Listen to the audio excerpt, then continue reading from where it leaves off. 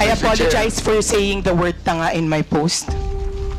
Maraming salamat, Mr. Chair, for admitting that, no?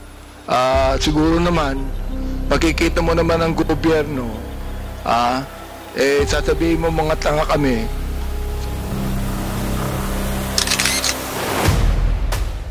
Ang pinapalagay ni Ms. Quezette, yung audience niya, mga tanga eh.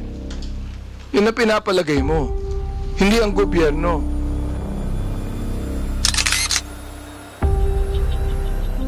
Tanga ang gobyerno sa news na nabasa mo, Mr. Chair, and then you're telling me you're a journalist? Ms. Quezette, ang galing mo naman. Tanga ang gobyerno, ikaw matalino. May I ask you the question, how much taxes did you pay? And I will tell you how much tax I paid. Sir, Ang katwiran mo, you're a taxpayer. Bakit? Anong palagay mo sa akin, di taxpayer? sir, hindi naman po kayo...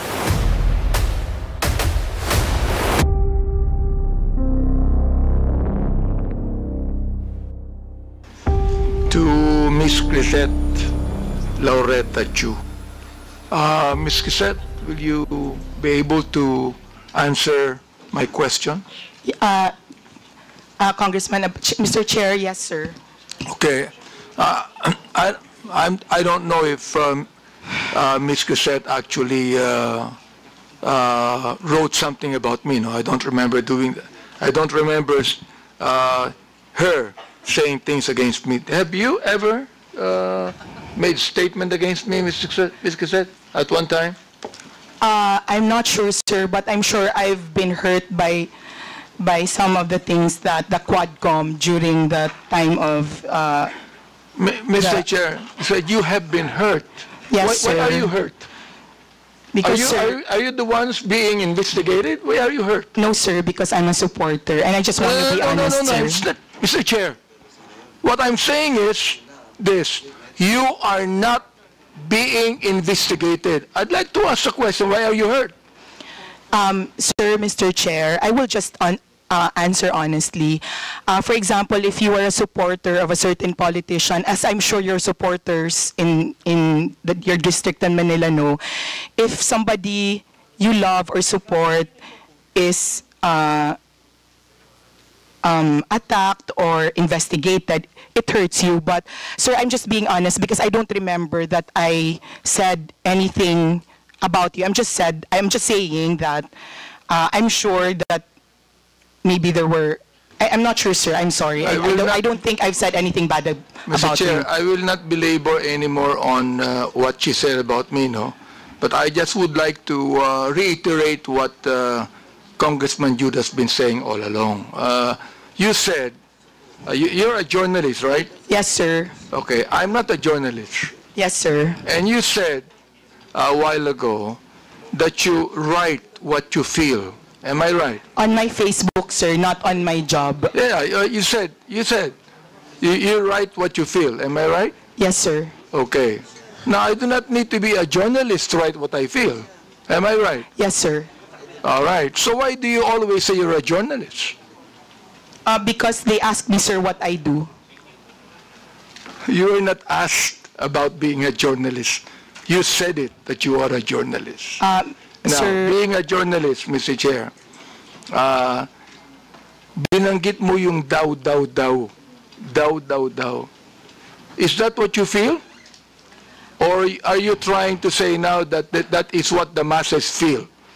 Mr. Chairman, that's what the impression I got from the social media platforms. The like impression TikTok. Yes, sir. that you got. We call it social media impression, sir. Well, I'm quite ignorant with the social media impression, Mr. Chair. But what I'm saying is this. You said that you write what you feel. Now, when you said daw, na maraming nag-resign na mga pulis, daw, all right? You were not writing what you feel. You were actually writing what you think the masses feel. Am I right?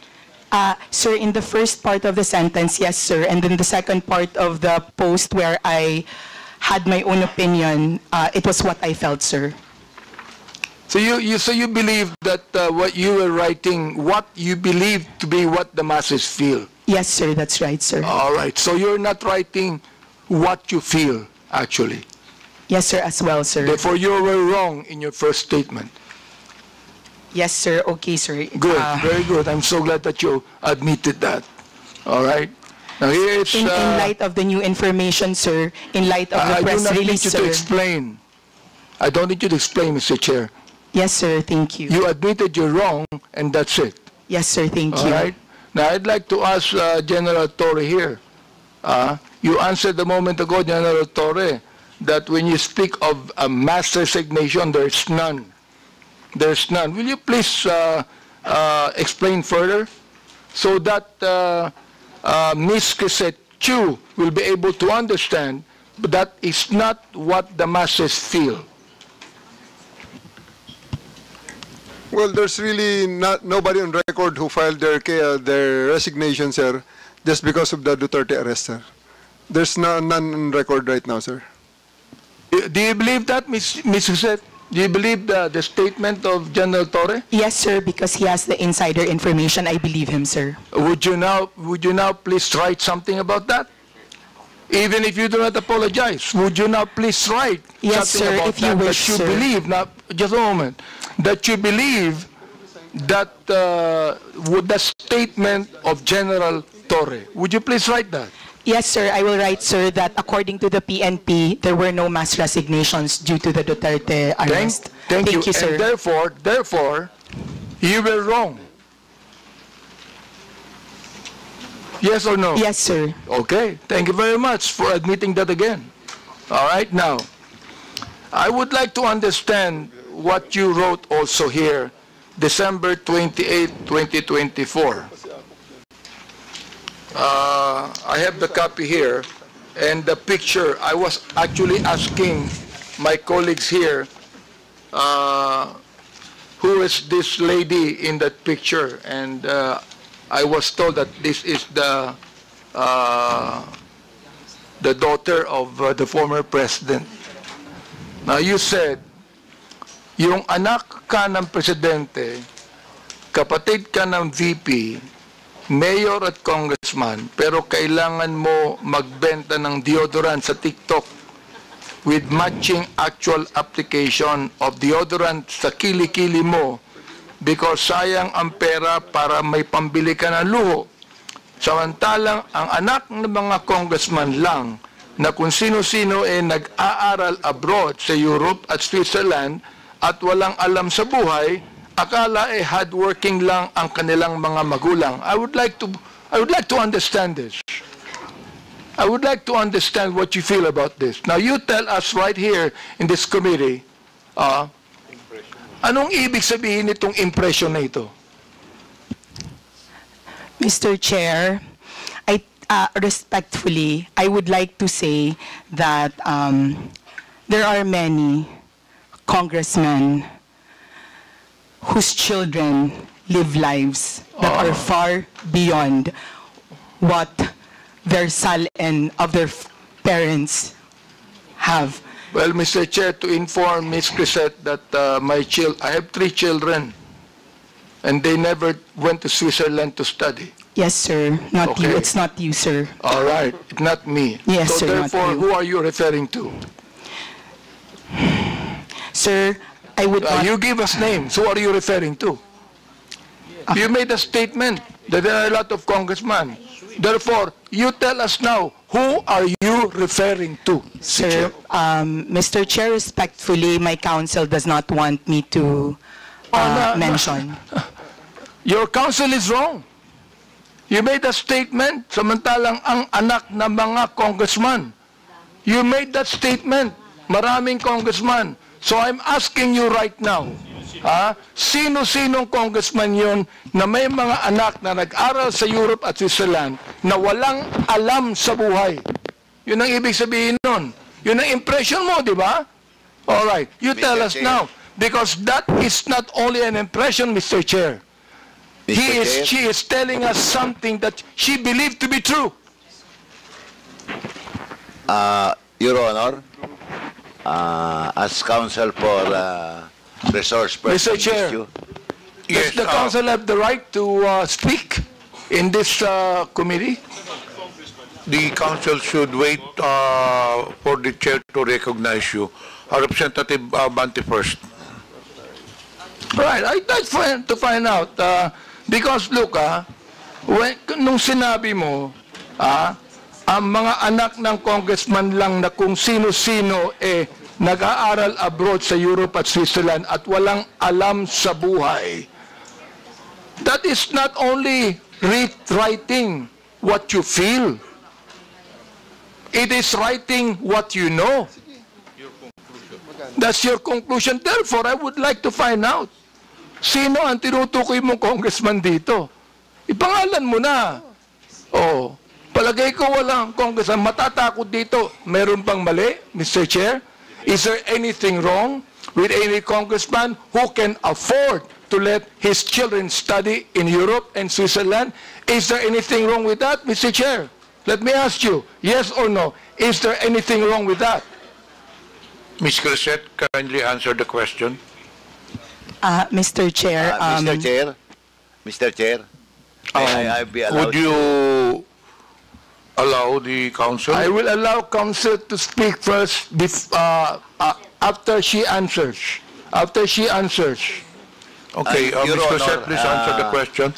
Your Honor, to facilitate the expectation of the Honorable Congressman, may I be allowed to give 1 minute just to confer with my client, Your Honor? Attorney Bello, tapusin muna natin yung question to Crisette. Pag na answer niya na satisfactorily, then we can proceed with your manifestation. Ms. Crisette, please answer the question. yes, sir. Your Honor, Chair. my request is Ms. that before- Mr. Chair, Sec. Your Bello, wait until you are recognized. Crisette Wait. Chu is being recognized as of now. We have rules to follow in this. Ms. Crisette, kindly answer the question. Sir, Your Honor, just reconsideration, Chairman. Your Honor.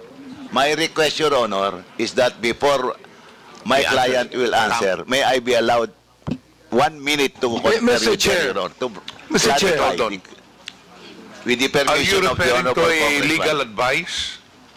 Would you like to confer with your client?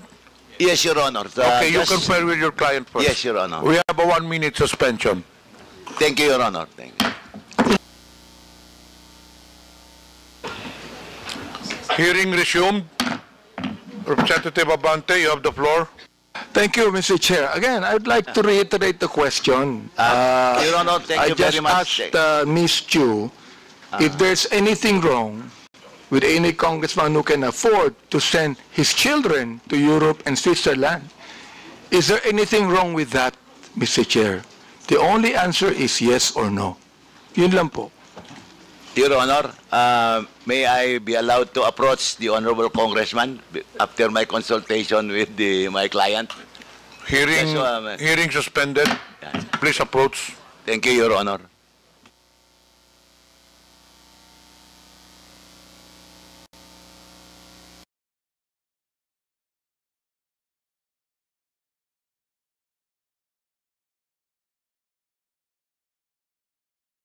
Chair, I would like to give way to what her attorney said, no?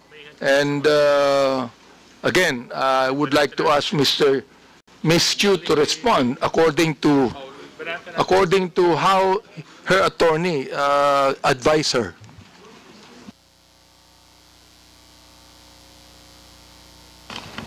Ms. Crisette is recognized. Mr. Chair. Sorry, sir, I did not hear your question. My counsel was speaking with me. Could you kindly... Representative Abante, do you have any question?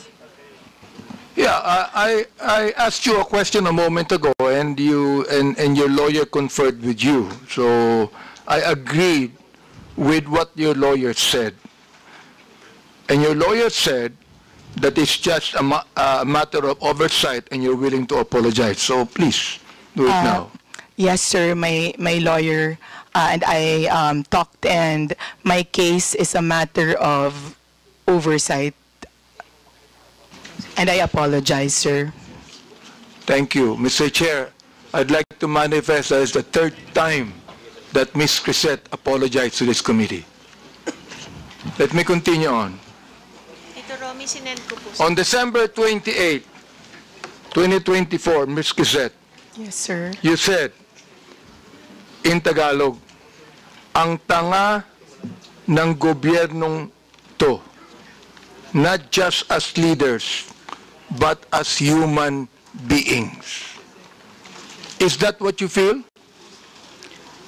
Sir, I apologize. I do not know what happened on December 28 to make me angry. But if I wrote it that time You're apologizing. for not... No, sir, I mean, I do not know what situation on December 28. Let me and what the continue on. context. Let me Yes, sir. continue on. It says, ipapamudmod sa mga naka-braces na nagbabakasyon abroad ang AKAP money tapos utang ng 629 billion. Yung budget ng ayuda this year na pinibigay kung kani-kanino na nag-mall tour pa yung mga tanga na 500 billion uutangin ulit kasi nag-deficit daw. Mr. Chair, Ms. Crisette, ang galing mo naman. Tanga ang gobyerno, ikaw matalino. Ano? Am I right? Tanga ang gobyerno, hindi mo matalino ka. Mr. Chair, when one is angry, one says bad things. And in the situation that, sir, Mr. Chair, in the situation when I found out So you're that our... Mr. Chair, you still have words, no, Mr. Chair. Ibig sabihin, that you are actually telling your anger to your followers, your anger. Saan mo nakuha yung anger na yan? I mean, do you have the facts? Do you have the information?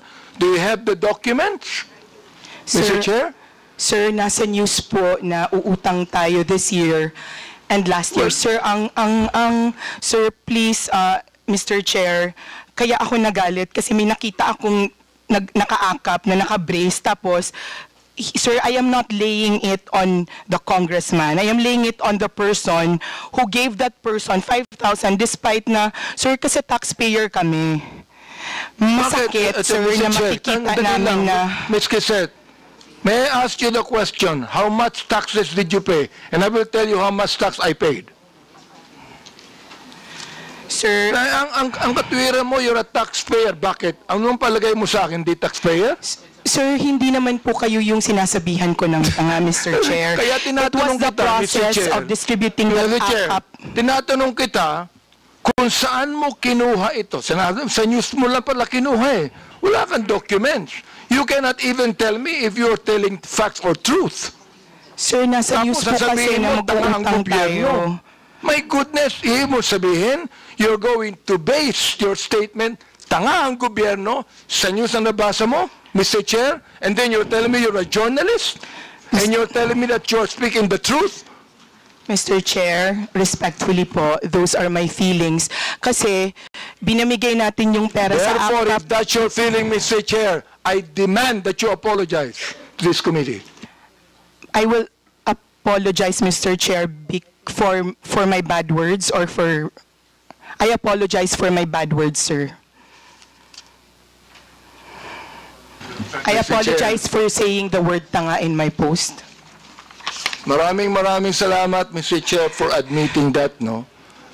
Siguro naman, makikita mo naman ang gobyerno, sasabihin mo mga tanga kami, siguro, pinapalagay mo, alam mo sa akin, Mr. Chair, ang pinapalagay ni Ms. Crisette, yung audience niya, mga tanga eh. Yun ang pinapalagay mo. Hindi ang gobyerno. Yung audience mo, mga tanga, kaya papaniwalaan nila ang sinasabi mo sapagkat yung audience mo mismo ang hindi nakakaintindi. That is fake news, Mr. Chair, and that is what we're investigating right now. You see? I hope that you understand that, Mr. Chair. Ms. Crisette, do you understand what I'm trying to say? Ikaw, nandito sa akin yung mga sinabi mo tungkol sa amin, ha? Hindi ako sumagot yan, eh. Hindi ko na kinakailangan pang i-belabor yan. So, anyway, Mr. Chair, anyway, nakita ko naman na Ms. Crisette is now apologetic to what she said.